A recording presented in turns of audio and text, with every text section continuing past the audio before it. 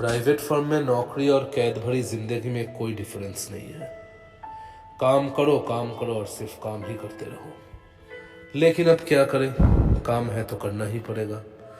लेकिन आज का दिन शायद हिस्ट्री में मेरे लिए सबसे बड़ा हेक्टिक दिन था, क्योंकि आज मेरा काम खत्म होने का नाम ही नहीं ले रहा। आज काम खत्म करते करते मुझे 10:30 बज चुके हैं। पता नहीं अब घर जाने का आखिरी ट्रेन मिलेगा भी या नहीं।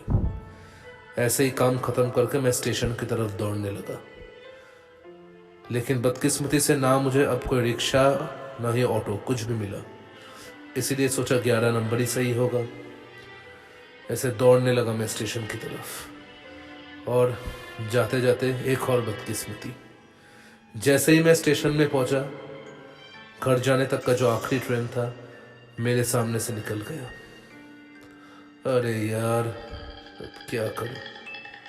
फोन में भी ज्यादा बैटरी नहीं है,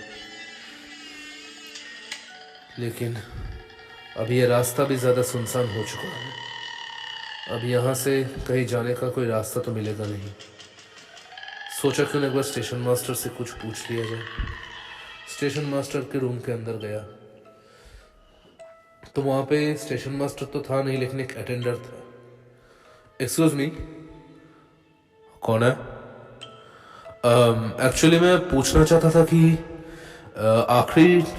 क्या ये आखिरी ट्रेन था या फिर इसके बाद भी एक ट्रेन है? इसके बाद भी एक ट्रेन है, लेकिन उसको आने में अभी 1 घंटा देरी होगा। 1 घंटा? हाँ, 1 घंटा देरी होगा। आप हो सके तो वेटिंग रूम में बैठ सकते हैं या स्टेशन में बेंच पर भी बैठ सकते हैं। नहीं, ठीक है। मैं स्टेशन के बेंच पर बैठ गया। काश थोड़ा जल्दी आ पाता तो इस ट्रेन को मैं ले लेता। अभी घर पहुंचते पहुंचते कितना देर हो जाएगा। वैसे भी कल छुट्टी लेना ही पड़ेगा मुझे, क्योंकि कल मेरी बेटी का जन्मदिन है। लेकिन फिर भी घर जल्दी पहुंचना तो था ही, पर अब लगता है शायद सुबह ही घर पहुंचूंगा। ऐसे ही बहुत कुछ सोच रहा था। सोचा क्यों ना घर पे एक बार बोल ही दूं। फोन किया, फोन नहीं लगा, इसलिए मैंने व्हाट्सएप कर दिया। कुछ ऑफिस के चीजें भी देख रहा था। अचानक मेरा हाथ मेरे दाहिने पॉकेट में गया। अंदर से एक छोटे से फूल को मैंने बाहर निकाला। यह आज दोपहर की ही बात है।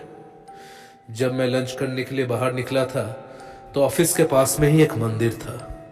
वहां पे एक बूढ़ी औरत मुझे बुला रही थी।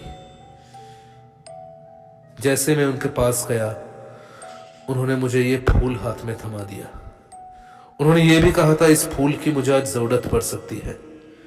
ये देवी माँ के चरणों में छुआ हुआ फूल है।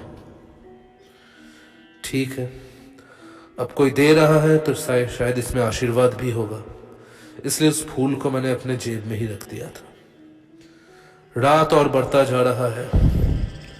कोहरा भी अब धीरे धीरे बढ़ता जा रहा है। बस ये 1 घंटा किसी तरह जल्द से जल्द कट जाए। नहीं, सिर्फ 15 मिनट ही हुए हैं अभी तक। अभी और देर है। पता नहीं क्या होगा इस रात को। डर लगता है कहीं कोई चोर डकैत तो नहीं होगा। एकदम सुनसान भरा स्टेशन है, ना कोई पैसेंजर ना कोई। वो अटेंडर जो स्टेशन मास्टर के रूम में था वो भी धीरे धीरे चला गया। अब सिर्फ इस स्टेशन में मैं अकेला ही एक जिंदा इंसान बचा हुआ था।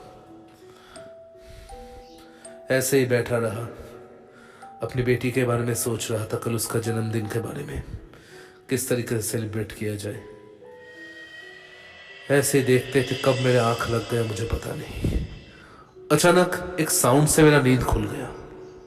अरे, दूर से देखा तो एक लाइट आ रहा था मेरे नजदीक, रेलवे ट्रैक्स के ऊपर ही। मैंने घड़ी की तरफ देखा। हाँ, 1 घंटा पूरा हो चुका है। शायद ये वही ट्रेन है। हाँ, ये वही ट्रेन होगा। चलो, इसको तो मिस नहीं करना है।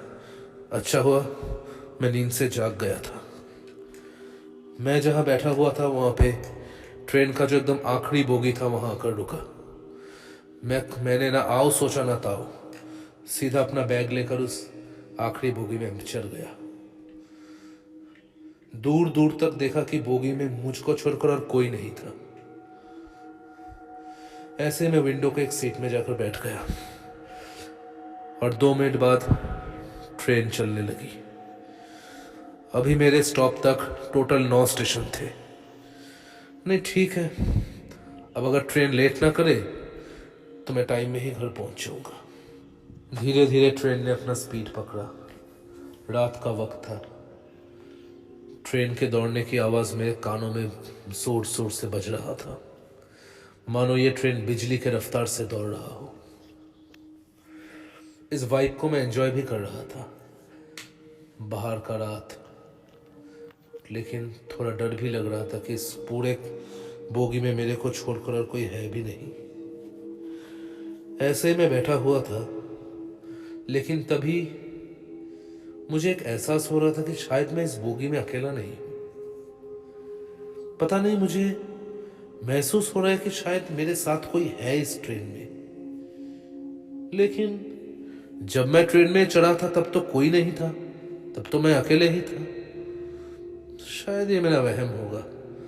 हाँ, सुना हो अगर किसी जगह पे हम अकेले बैठे रहे तो हमको लगता है कि शायद कोई है हमारे साथ, लेकिन नहीं, ऐसा नहीं है। ऐसे ही 2-3 स्टेशन क्रॉस किए। अब थोड़ी देर और फिर मैं अपने घर पर। थोड़ा साइड होकर बैठेंगे? मैं चौंक गया। कौन कौन? मैं दाएं तरफ मुड़कर देखा तो काले कपड़ों में ढका हुआ एक इंसान खड़ा हुआ था। सॉरी, बोलिए। मैं कह रहा हूं कि थोड़ा साइड होकर बैठिए। देखिए, ट्रेन वैसे खाली ही है। मैंने हिम्मत दिखाना सही नहीं समझा। पता नहीं कहीं अगर ये चोर डाकू कुछ हो तो।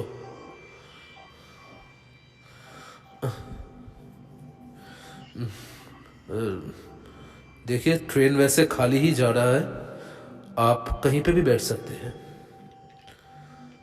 तुमसे जितना कहा गया है उतना करो, साइड हो जाओ। मैंने ज्यादा कुछ बात नहीं किया और उसको विंडो सीट दे दिया। मैं सोचा शायद मैं दरवाजे के पास जाकर खड़ा हो जाता हूं। तभी वो आदमी बोला, क्यों दरवाजे के पास जाकर खड़े होने की सोच रहे हैं आप? आपको इससे क्या मतलब? देखिए, मैंने आपको आपका सीट दे दिया है।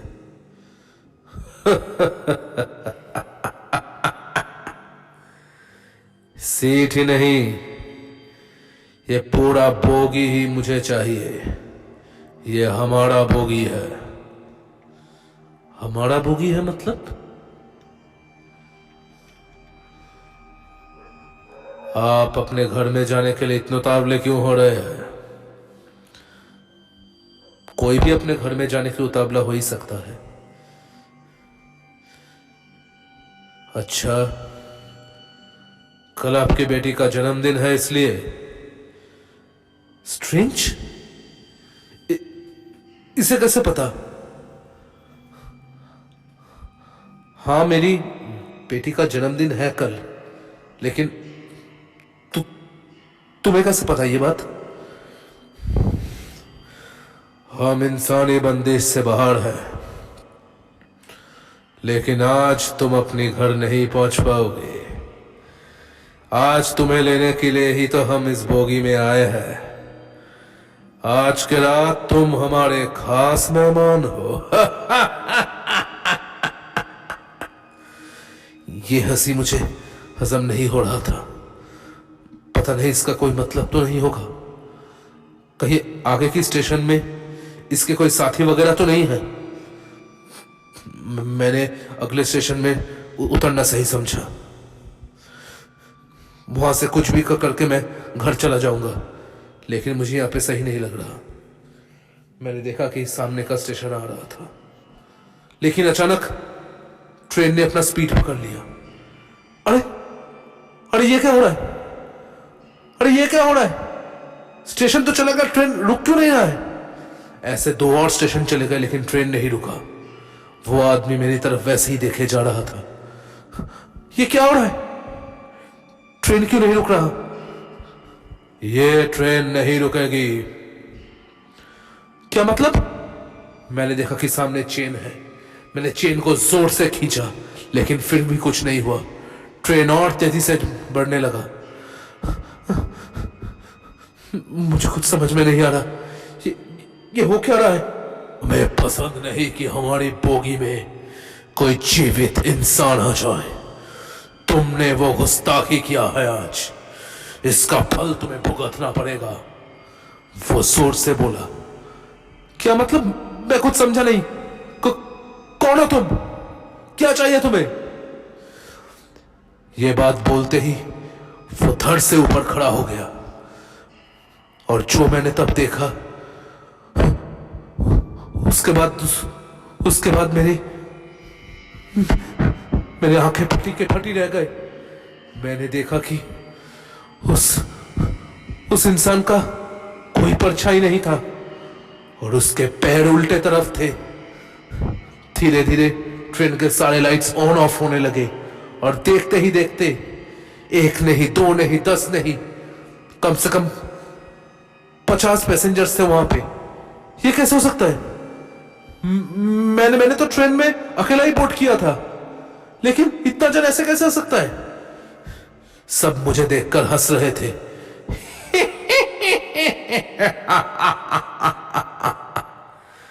आज तुम हमारे खास मेहमान हो।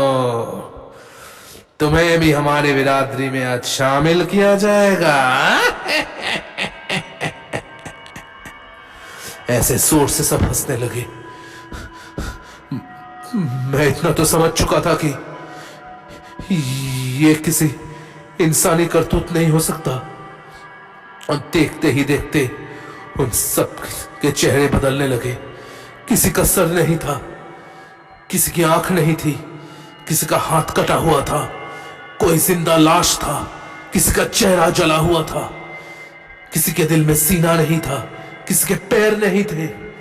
देखते ही देखते वो सब मेरे सामने जिंदा मुर्दे बन गए और मुझे पकड़ने के लिए मेरे तरफ दौड़ने लगे। मैं अकेला ट्रेन का आखिरी बोगी में। मैंने सोचा शायद मुझे अब ट्रेन से जंप करना पड़ेगा और कोई रास्ता नहीं है। लेकिन ये सोचते ही ट्रेन के जितने भी दरवाजे थे अपने आप बंद हो गए। आज तू यहां से कहीं नहीं भाग सकता। हमारे इस आखिरी बोगी में जो भी आता है उसे हम नहीं छोड़ते, उसे भी हम हमारी दुनिया में ले जाते हैं। लेकिन मैंने कुछ नहीं किया है, मैंने कुछ नहीं किया है, मुझे छोड़ दो। लेकिन वो मुर्दे मेरे कोहर करीब आने लगे। अपने बड़े बड़े नाखून लेकर मुझे मारने आने ही वाले थे। मैं अब क्या करूं? मैं जोर से अपनी पूरी शक्ति लगाकर चेयर्स के ऊपर से मैं दौड़ने लगा और देखते ही देखते मैं ट्रेन के दरवाजे तक आया और अपनी पूरी शक्ति लगाकर मैंने ट्रेन के दरवाजे को खोला और एक जोर से मैंने जंप किया। वहां पे कहां मैं गिरा मुझे कुछ याद नहीं और देखते ही देखते मैं बेहोश हो गया। सिर्फ इतना मैंने देखा कि वो ट्रेन मेरे सामने से जा रहा था और उस आखिरी बोगी में मैंने शायद आग जलते हुए देखा था। उसके बाद मुझे और कुछ याद नहीं। कब मुझे होश आया मुझे नहीं पता। ओ भाई साहब, अरे ऐसे कैसे लेटे हुए आप? उठिए उठिए आप।